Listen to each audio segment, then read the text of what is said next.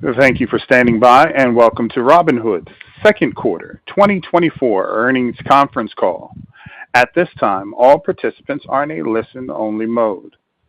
After the speaker presentation, there will be a question-and-answer session. To ask a question during the session, you will need to press star 11 on your telephone. To remove yourself from the queue, please press star 11 again. I would now like to hand the call over to Chris Cagle, VP of Corporate FP&A and Investor Relations. Please go ahead. Thank you, Latif, and thank you to everyone for joining Robinhood's Q2 earnings call. With us today are CEO and co-founder Vlad Tenev and CFO Jason Warnick. Before getting started, I just want to remind you that today's call will contain forward-looking statements. Actual results could differ materially from our expectations, and we have no duty to provide updates unless legally required. Potential risk factors that could cause differences, including regulatory developments that we continue to monitor, are described in the press release we issued today, the earnings presentation, and our SEC filings, all of which can be found at investors.robinhood.com. Today's discussion will also include non-GAAP financial measures. Reconciliations to the GAAP results we consider most comparable can be found in the earnings presentation. With that, let me turn it over to Vlad. Thanks, Chris. Hi, everyone. Let me start with the three things Robinhood is focused on. Number one, winning the active trader market. Number two, increasing wallet share with our customers. And number three, expanding internationally. We're making progress across all three of these. And in Q2, we delivered another quarter of strong outcomes and several financial records. More specifically, our retail trading market share continued to increase, leading to year-over-year growth in equity, option, and crypto volumes. Net deposits were a new record of $13 billion in the quarter, translating to a 41% annualized growth rate. With $11 billion in Q1, we've already exceeded our long-term annual target of 20% plus, and we're only halfway through the year. Gold subscribers reached a record 2 million, which is over 60% year-over-year growth, and now over 8% of funded customers are Gold members. And these results, combined with continued expense discipline, drove 40% year-over-year revenue growth to a record $682 million, as well as record EPS of 21 cents. There's still so much to do, so we're not slowing down.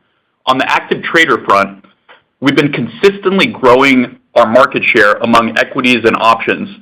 But until recently, one area where candidly our progress has not been so great is margin. And this is a huge opportunity for us as brokerage incumbents generate far more revenue on margin than even trading.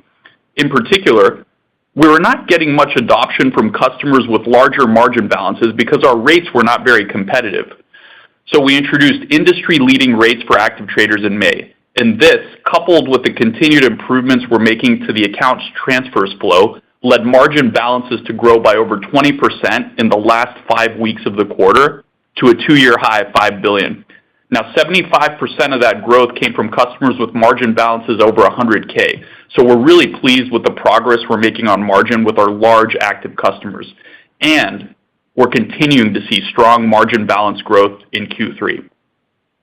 Finally, we're nowhere close to being done building for active traders. There's plenty more coming, including our inaugural Hood Summit in October. We had a lot of positive feedback from our Gold event in March, so we decided to host a special event just for our active traders. And this will be much bigger than the Gold event. We'll be launching some awesome new products that we can't wait to tell you about. Now, let me turn it over to Jason to review our financial results, and then I'll offer some additional thoughts. Thanks, Vlad. It's good to speak with everyone today. As we discussed last quarter, we are focused on driving another year of profitable growth, and in Q2, we continue to make good progress. We drove new highs in revenues, adjusted EBITDA, net income, and GAAP EPS in Q2. Compared to a year ago, total net revenues grew 40% to $682 million. Adjusted EBITDA roughly doubled to $301 million. Incremental margins were 77%. Adjusted EBITDA margins expanded by 13 points to 44%, as we make progress over time towards the 50% plus levels, comparable to what we see from incumbent brokerage firms. And net income was $188 million, or 21 cents per share, up 7 times from a year ago. And taking a look at the past year, it's great to see how a number of strong quarters came together. For the last 12 months, revenues were over $2.2 billion, and adjusted EBITDA was over $800 million, both new highs. We're pleased with these results as we aim to continue delivering profitable growth in 2024. Now let's move to Q2 business results. Assets under custody finished Q2 at a record $140 billion, up 57% year over year. A key driver of that asset growth was record Q2 net deposits of over $13 billion, which translates to a 41% annualized growth rate. It's also great to see how assets continue to diversify. Retirement AUC was nearly $9 billion in Q2, more than doubling from last quarter. And cash sweep balances were a record $21 billion in Q2, up 76% year over year. We're also driving growth in Robinhood Gold, which continues to deliver value to both our customers and our shareholders. As a reminder, Gold subscribers, on average, are 7 times larger than our customers overall, have been growing net deposits twice as fast, and adopt products at higher rates, leading to Gold ARPU that is over 7 times our customer average. In Q2, we grew Gold subscribers to 2 million, up over 60% year over year. This represents an adoption rate of 8.2% of customers, up from 5.3% a year ago. We are excited to see continued momentum in our Gold program, which now includes annualized recurring subscription revenue of over $100 million. Now let's turn to our financial results, starting with Q2 revenues compared to last quarter. Transaction-based revenues were roughly flat as equities and options increased while crypto revenues declined with industry volumes. Net interest revenues grew due to higher securities lending activity and higher interest-earning asset balances, and other revenues increased driven by proxy seasonality and continued growth in Robinhood Gold.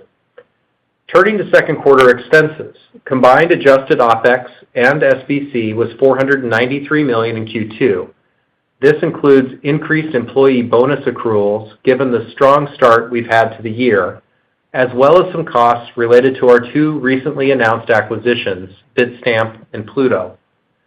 All in, through the first half of the year, our expenses are on track with the middle of our full-year outlook range of $1.85 to $1.95 billion. So we're keeping our outlook unchanged, and we'll continue actively managing our expenses based on the returns we see on our growth investments, as well as the macro environment.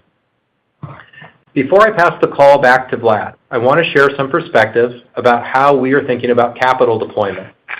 When we think about capital allocation, our primary objective is to maximize earnings and free cash flow per share over time. We do this by allocating capital to organic growth and M&A to drive earnings and free cash flow higher, and we complement that with share repurchases that can increase the value per share. And in Q2, we made good progress. First, we continued to invest in organic growth in areas like product development, marketing, and customer matches. We have a lot of momentum, and I like the economics we're driving. Second, we announced 2 acquisitions. In June, we signed an agreement to acquire Bitstamp, a global crypto exchange. We believe it will accelerate our crypto roadmap, enabling us to serve a broader user base, enhance our capabilities, and provide additional liquidity for crypto trading. Additionally, we acquired Pluto to help us move even faster in AI and advisory. We're excited to share more as we make progress here. And finally, we announced a $1 billion share repurchase authorization, which we started executing in July and currently expect to execute over a 2 to 3 year period. This timeline could vary depending on market conditions and other capital allocation opportunities. Looking ahead, we believe we are well positioned to drive higher earnings and free cash flow per share over time, driven by our 20% plus net deposit growth, naturally hedged business model, and 90% fixed cost base. and we have a lot of momentum entering the second half of the year as our business is having a great start to Q3.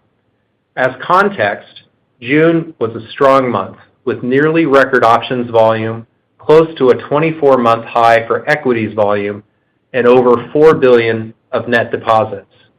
And in July, trading volumes were more than 20% higher than June across equities, options, and crypto. And net deposits were again over $4 billion.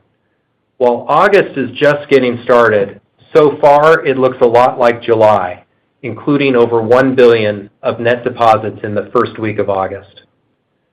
With that, I'll turn the call back to Vlad. Thanks, Jason. As I said earlier, the second part of our strategy is increasing wallet share with customers, including growing Robinhood Gold subscriptions, which hit an all-time high in Q2. And we've been busy rolling out additional value for Robinhood Gold customers, including a 1% unlimited deposit boost and a new Gold credit card with 3% cash back.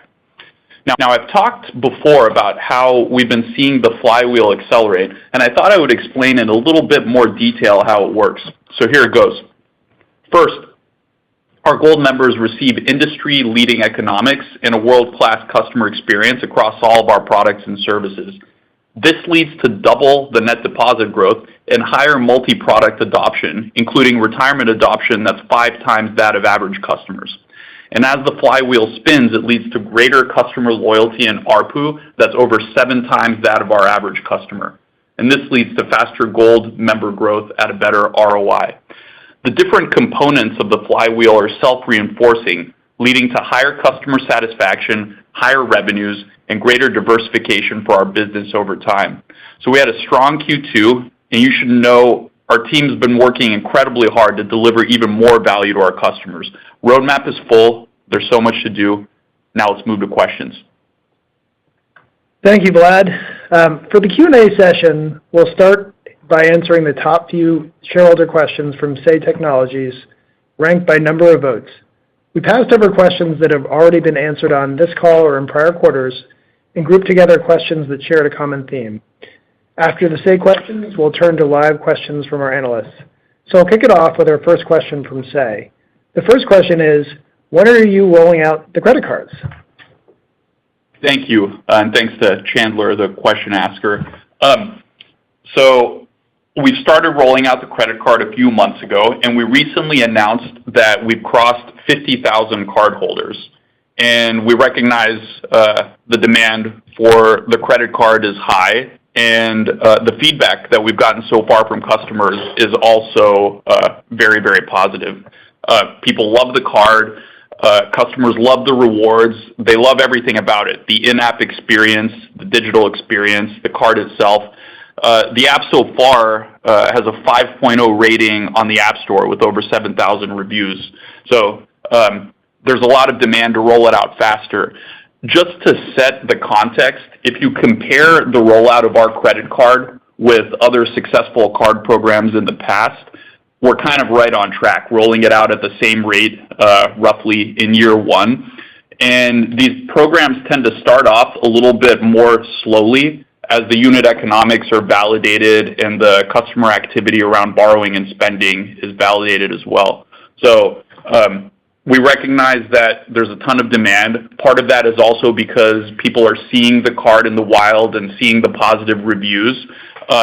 And we want to fill that demand, but we're going to be prudent and make sure we do it while carefully managing the risks of any new business. All right. Thank you, Vlad. The next question asks, can we get more information on the AI company that you just acquired? Yeah, absolutely. I'll take this one as well. We're really excited about Pluto. They're an AI-powered investment research platform, and the team is really, really great. And in terms of what we plan to do with the team and the technology, we think they can help us accelerate the work we're doing, both in AI and in advisory. And we've got some really good stuff in the works there. So stay tuned. All right. Thank you, Vlad.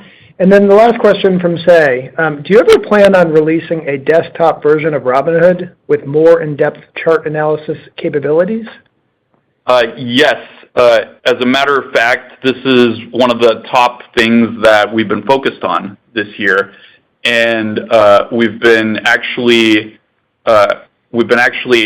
making sure that the platform is very, very good. I've seen some demos of it, and the demos are looking great. And I think it's going to be an amazing product that customers will love. So stay tuned. We can't wait to share it with you guys. All right. Thanks, Vlad. That concludes our shareholder questions from Say Technologies. We appreciate our shareholders taking time to ask these questions of Vlad and Jason and look forward to more next quarter. Now I'll turn the call back over to Latif to lead Q&A from our analysts. Thank you. As a reminder, to ask a question, you will need to press star 11 on your telephone.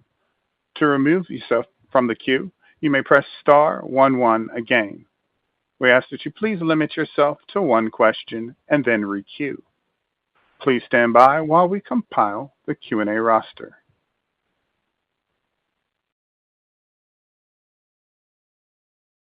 Our first question comes from the line of Dan Dolev of Mizuho. Hey, Vlad. Hey, guys. Really good results here. Hey, really amazing results here as always. I want to know about all the growth you're seeing in the 24-hour markets. And can you give me some color on the outage from earlier this week? Because we've got a lot of questions about it. Thank you, and great stuff. Yeah, I'll field that one. And thank you, Dan. So about 24-hour market, I first want to say that with this product, we're on the bleeding edge of technology in trading. This product is not commonly available with such a large instrument base to customers. And with any new product, there's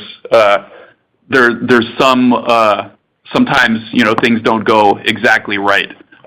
In this particular case, the third-party ATS that we route orders to, which is called Blue Ocean ATS, had some technology issues. They couldn't handle the extreme demand this Sunday, and they had to shut down.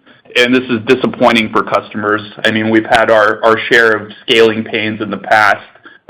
This time it's a third party, which is nonetheless very, very frustrating.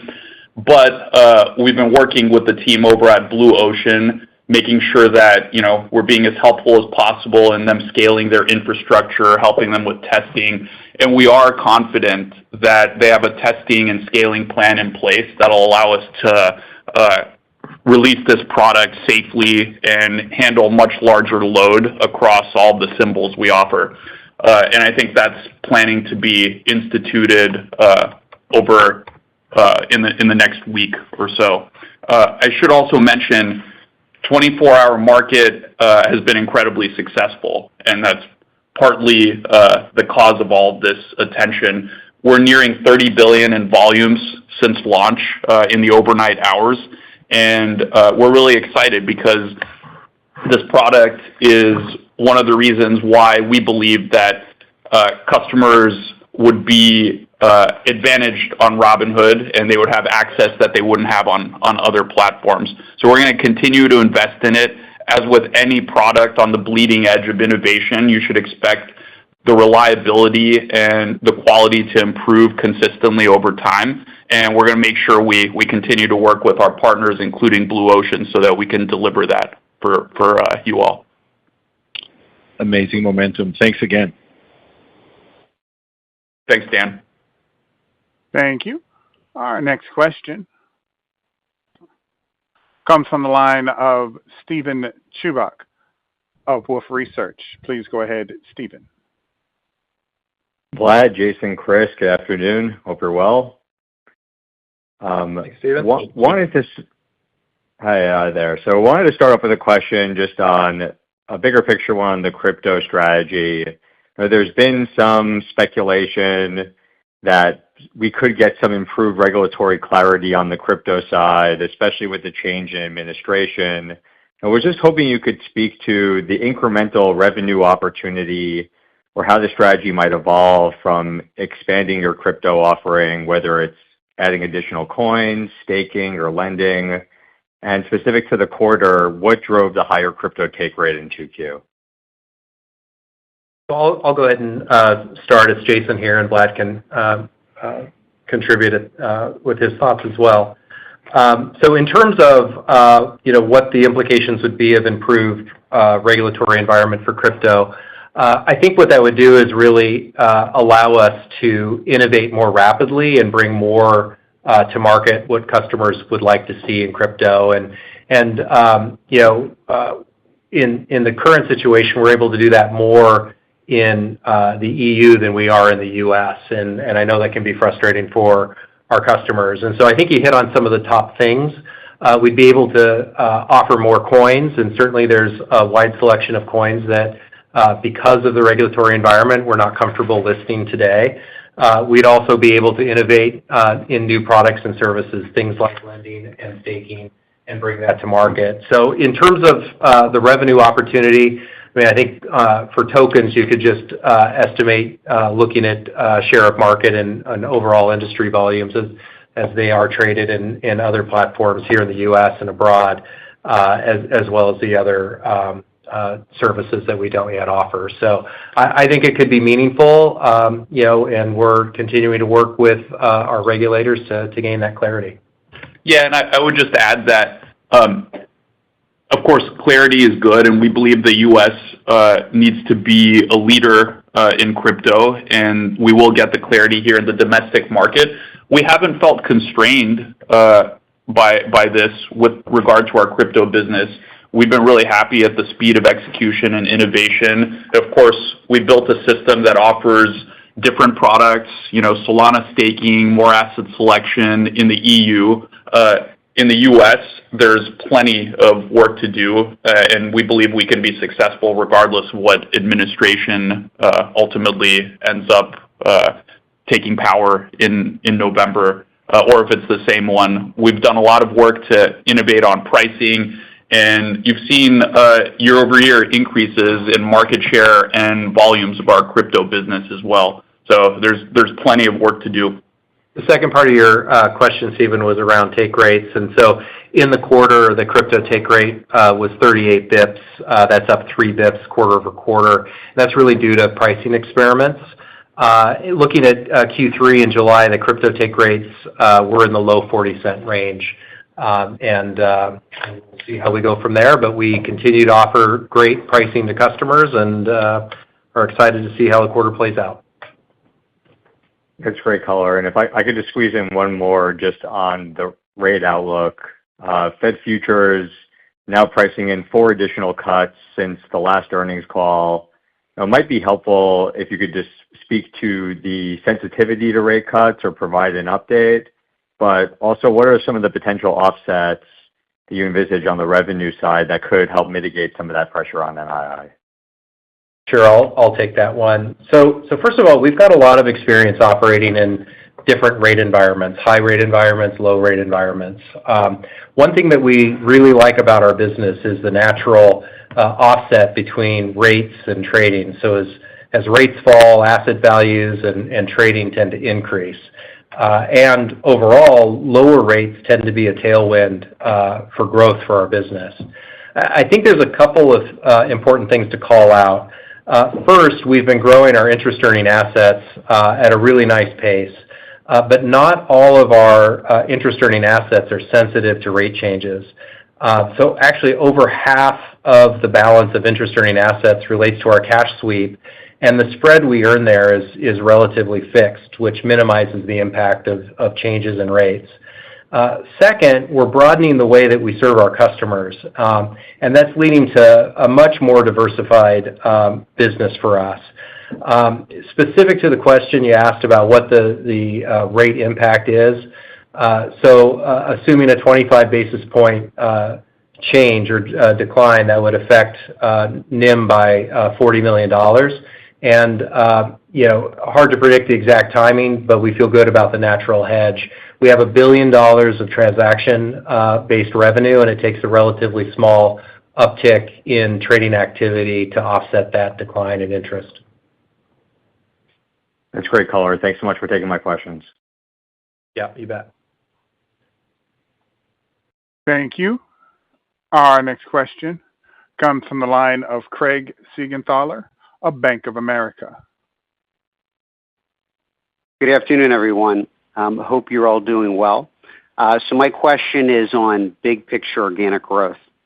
This was the second quarter in a row that your total organic growth has exceeded 40% annualized.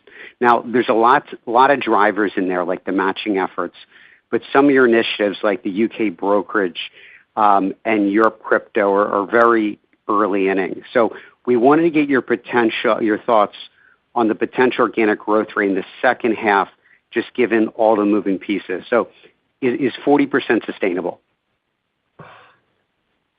So we have a long track record of 20% plus organic growth rate, and we have a really strong first half of the year, as you pointed out. What I can say that would be helpful here is that that's continuing so far into Q3. We're seeing an incredibly strong July with activity across the three trading categories up 20% over the June levels, and we're seeing that continue in August. So over $4 billion of net deposits in July and over $1 billion in the first week of August. So all signs at this point in the quarter are showing that our customers continue to engage with us, continue to deposit their money with us. And I think as Vlad mentioned, we now have 8 businesses where the annualized revenue run rate's over $100 million. And so we're much more diversified today than we were even just a couple of years ago, and I think very well positioned, especially as we continue innovating for customers and rolling out new products to continue driving outsized organic growth. And I just want to emphasize one other thing I mentioned earlier in the remarks, which is that we haven't really taken the lid off of the new active trader products. Our active trader business is the most mature, and investments that we make there have the most immediate impact on our business, relative to our investments growing wallet share and also internationally. And we've got an event for our active traders in October where we're going to unveil some new products, and I think we're getting very, very excited about it. So, those results that you're seeing, I mean, they're good results. We're proud of them, but I think we have plenty of room to run on the active trader side, and that includes margin, but it also includes new product innovations that we've been baking for the majority of the year. Vlad, that's great to hear. On the innovation side, I think there's still a few product gaps versus some of the more established online brokers, and I'm thinking like custody mutual funds, fixed income products, CDs. Now, you do have ACAT functionality now, and I think that helps, but can you provide us an update on some of the near-term product gaps that you can fill? Yeah, well, what I'll tell you is that on the active trader front, we've talked a lot about futures. We've talked a lot about how we're great on mobile, but there's a lot of existing customers that need the more power of a web interface and a desktop interface so they can take advantage of extra screen real estate and use better tools and charting. So those are gaps in a way, but also opportunities for us to really differentiate and innovate and jump ahead of what we've seen elsewhere. I think regarding more sort of like passive buy and hold assets like CDs and mutual funds, we're climbing the capability curve with our ACAT transfers product, and we made a ton of progress just this year, making the process of moving assets into Robinhood as easy as possible. I think that's really led to some of the bottom line results that you're seeing, including net positive account transfers from every major incumbent brokerage firm for several quarters running now. And the goal would be to actually accelerate that over time. We see plenty of opportunity we want to remove reasons that customers have for withdrawing, and we think we can systematically reduce reasons for withdrawals over the long run, and also increase reasons for customers to deposit. And so this is one thing we're really focused on, and it's going to take some time to play out, but I think you should see that reflect over the long run in increased net deposit activity. We're going to go through and add all of the assets that are missing. We're going to add all the capabilities, and then we're going to make sure the process of transferring is better at Robinhood than anywhere else. And then the incentives that we offer because of our economics are just kind of the cherry on top that I think will really accelerate asset growth into the platform. So there's so much to do here, and we're just at the beginning. And we only started offering incoming ACATs in the past couple of years, and we've already made a ton of progress here. Thank you. Again, we ask that you limit yourself to one question, then fall back into the queue. Our next question comes from the line of Devin Ryan of Citizens JMP. Hi, good afternoon, Vlad, Jason. Great quarter. Question, would love to just dig in a little bit around how you guys are thinking about the incremental margin potential from here over the intermediate term. So, obviously already at a mid 40% EBITDA margin, 90% of the current expense base is fixed, and I know 50% plus is the objective, but you really aren't that far away from 50. So just love to think about like what the ceiling looks like here. Is there one, because you have such an efficient tech stack and infrastructure? And then, is there anything on the roadmap that, could drive a material acceleration in fixed expenses from the core pace? So just trying to think about kind of where we could go. I know what the targets are, but just the algorithm. Thanks. Yeah, I view kind of the 50%, Devin, as more of a way station on our path to the longer term margins. You've seen us drive substantial incremental margins over the last few years. This quarter was 77%, and it's really a reflection of us driving up revenue and managing our costs closely. I think a good analogy to how we're thinking about costs long term is looking at what we did in 2024. We looked at our existing businesses and held those businesses to a low single digit and in some cases negative OpEx growth rate. And we use those savings to help fund specific growth investments for the business. And there are many that we've been talking about and alluding to on this call. And we set aside an extra $100 million in marketing budget. And all of that translated to operating expense guidance that was up 5% at the midpoint, which we continue to reiterate. And so, I think we have a lot of opportunity to see continuing leverage in our existing business.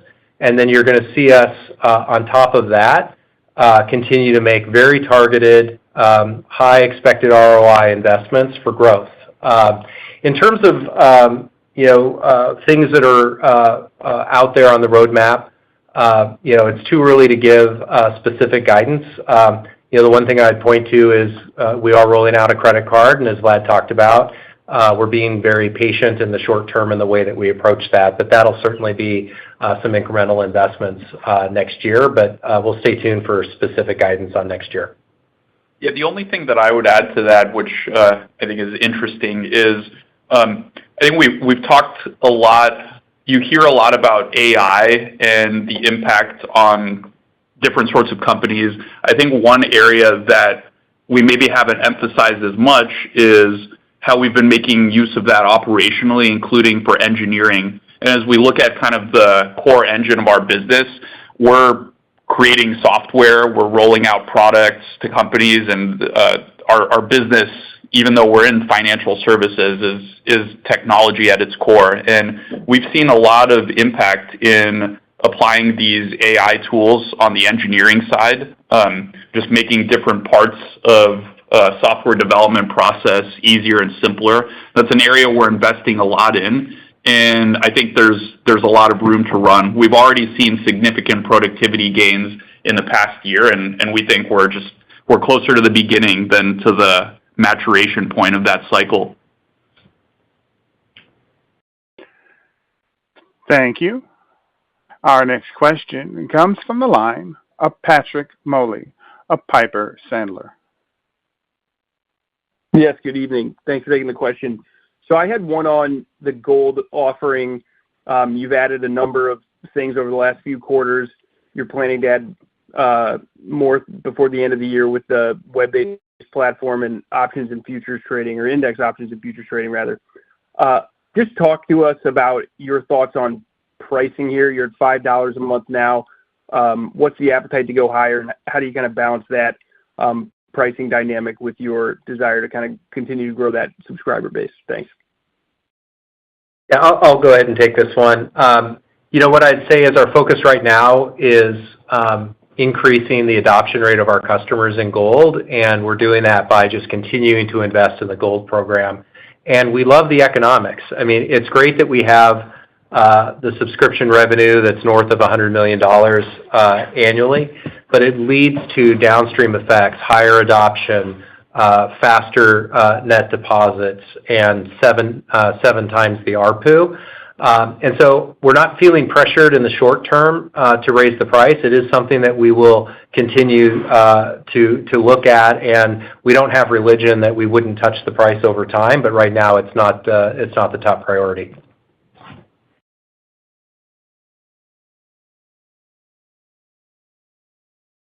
Thank you.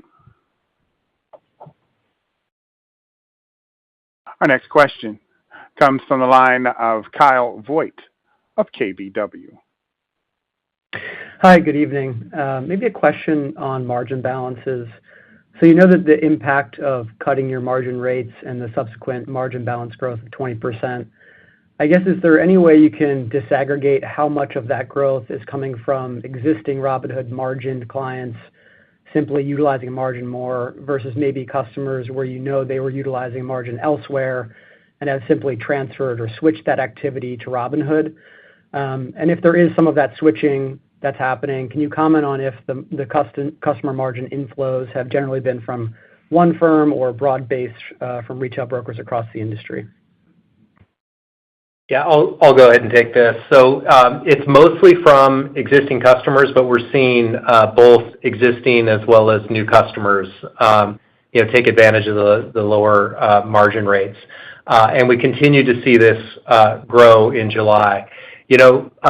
We talk about one of our top three strategic pillars is to be number one in active trading.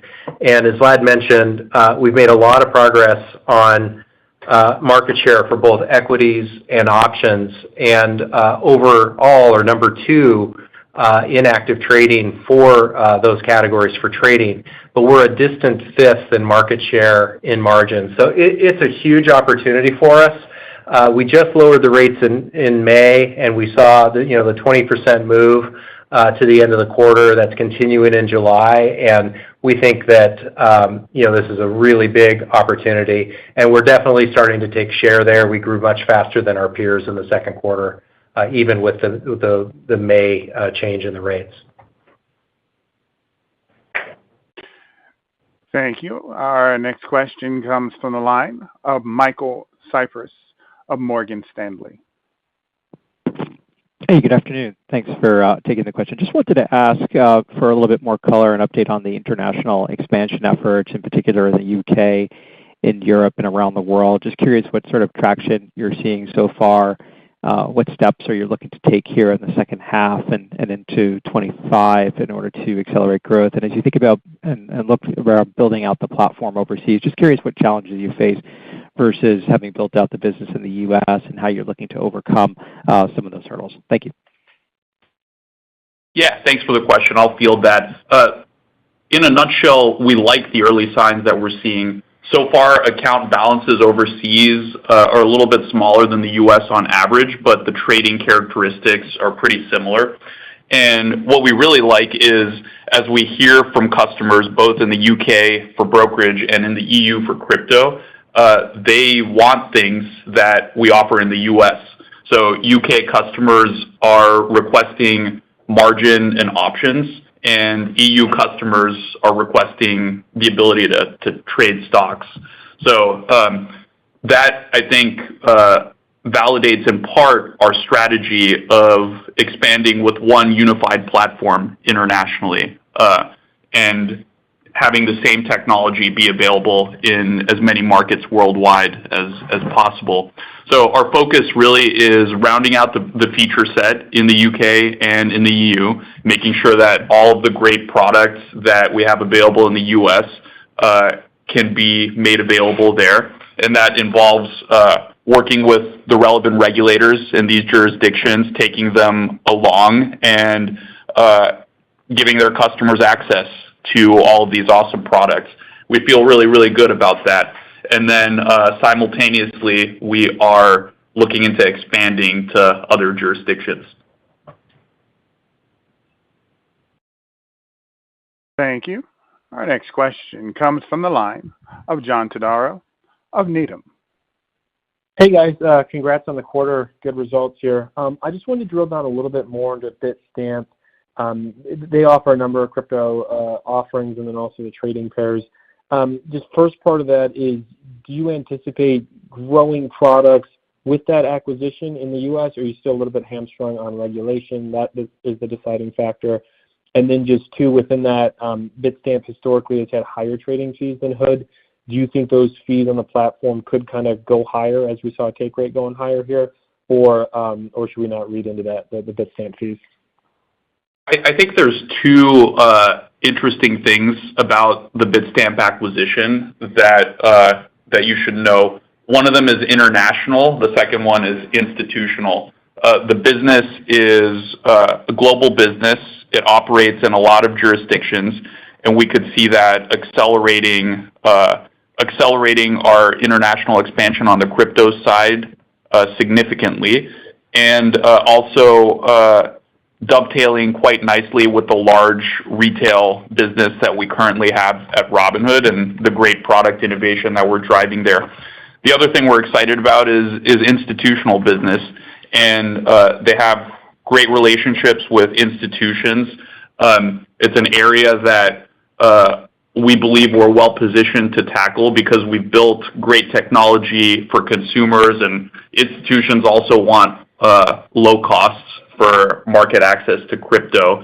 And so we're really excited about the acquisition and working really closely with the team and making our joint products better and better. And I wouldn't over-index on their fee structure at this point. I tell you, philosophically, we want to be the market share leader, and we want to offer really competitive rates to customers. And that's kind of the North Star that Robinhood operates under. We'd rather offer low fees, and due to our investments in technology and infrastructure, operate at larger scale than our competitors. So you should see us continuing to be aggressive there. But we don't have any specific, I think it's premature to talk about like the specific changes to the fee structure at this point.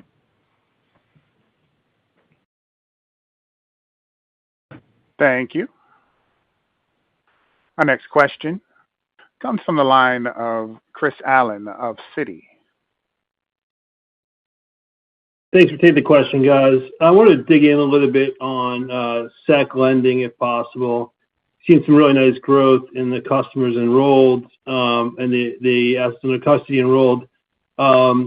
And just maybe talking about the outlook here, are you seeing customers enrolled putting more money to work here? Are you seeing just the momentum pick up? And just during the quarter, was there any? How would you frame the environment from a SEC lending perspective? Because it looks slower at some of your competitors out there.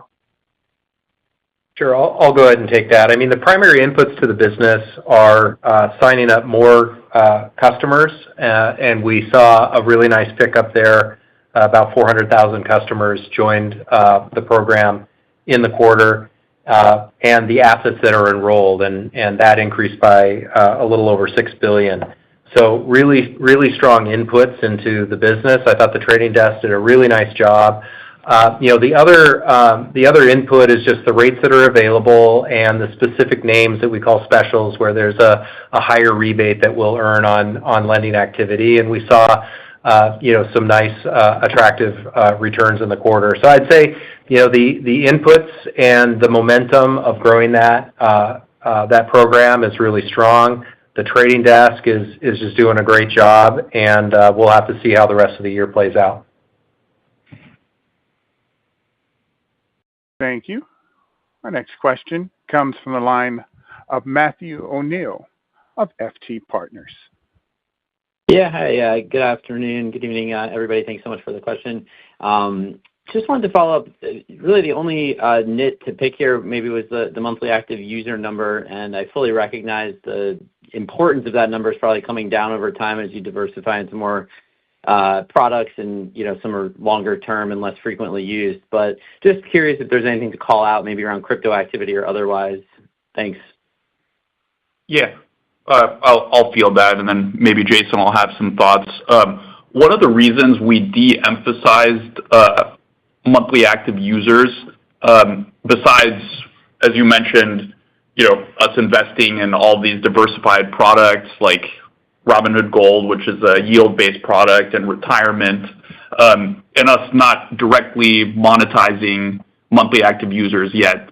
Like we don't have an advertising business, for instance.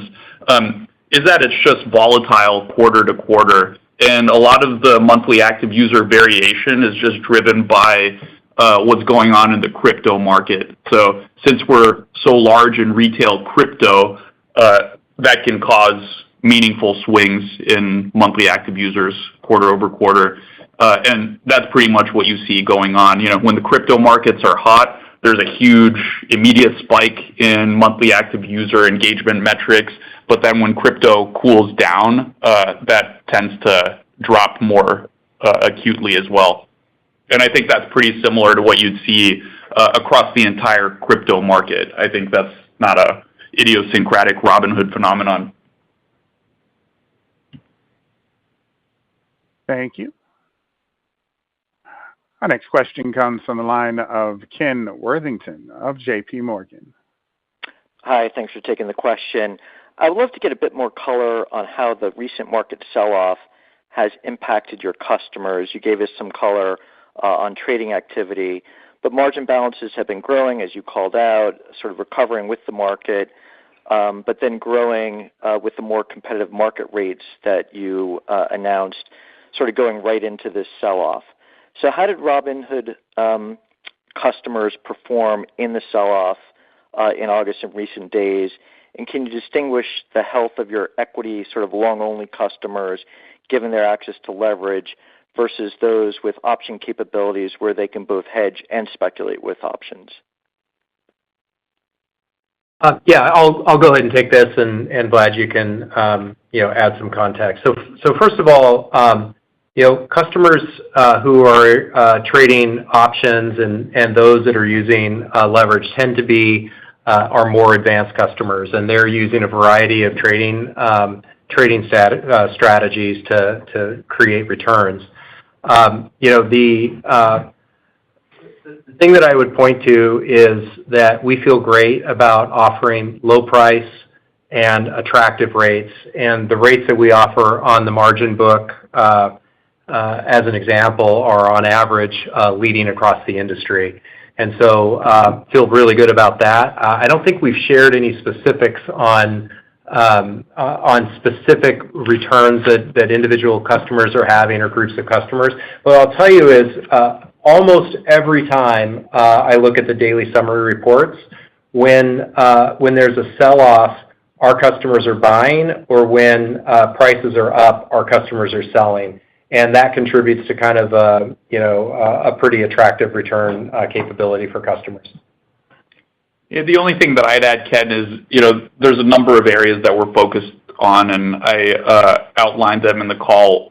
One of them is being the leader in the active trader market, and I think when the goal there is when people think of Robinhood in the active trader space, they should associate us with being at the frontier of technology and innovation in trading. And I think products like 24-hour market reinforce that. And we do have work to do, both on the product side and kind of in how we tell the story to move away from sort of this thought that we're for novices. The reality is most of our customers are in their 30s. They're definitely adults, and they're extremely sophisticated. And we're in a competitive market for serving this very real use case, and we're gaining market share, and it's a big part of the core business. But we also have customers that are coming to us for Robinhood Gold, for our high-yield products, for our awesome retirement products that has been growing assets very, very tremendously. And, they're less interested in trading actively, and that's fine too. We think that we can be a leader in wallet share, particularly for the millennial generation, and that's something that we're also focused on.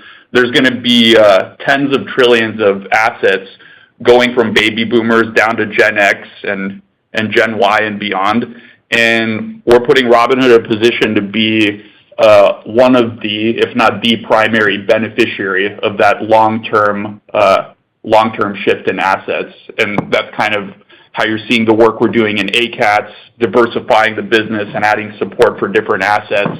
And so we're very excited about that, but we think we can be leaders in both.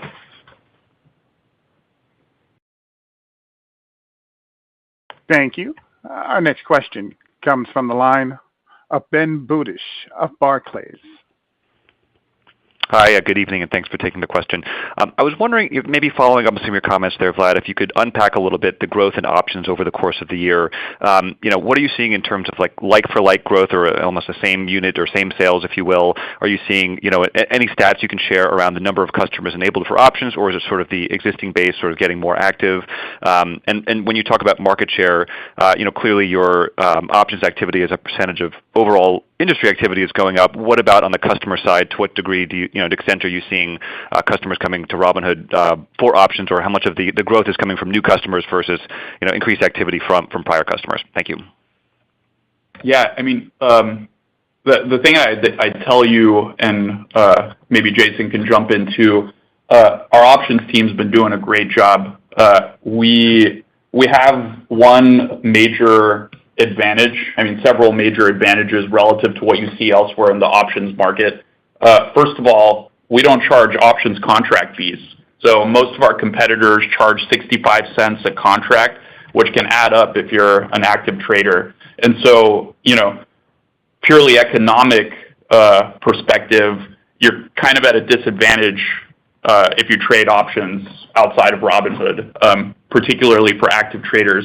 The other area is the user experience, and we've built and announced some amazing tools in the past couple of quarters, including option simulated returns, which gives people a pretty advanced analytic tool that they previously were downloading other products and paying subscription fees to get. Now that's built in with Robinhood. And we've done awesome improvements to the user experience to make it easier for customers to do the transactions that they want to do. And we've got a lot of remaining work to do. We know a lot of our customers like trading options on desktop, where they get additional screen real estate and have the opportunity to do more research on platform. And so we're confident that we can keep growing that market share even further. Yeah, I would just say that the number of customers trading options are up about 25% year over year. Yeah, the team's really been doing a great job. Thank you. I would now like to turn the conference back to Vlad Tenev for closing remarks. Sir? Okay, well, thank you everyone for listening. We really appreciate the engagement from shareholders and the analyst community. And also special shout out to the retail analysts. We have a lot of retail analysts that cover the company as well. Maybe they're not on these calls, but they're on YouTube and on X. We appreciate you all, and look out for us on podcasts and other things in the next couple of days where we'll share more about the company. This concludes today's conference call. Thank you for participating. You may now disconnect.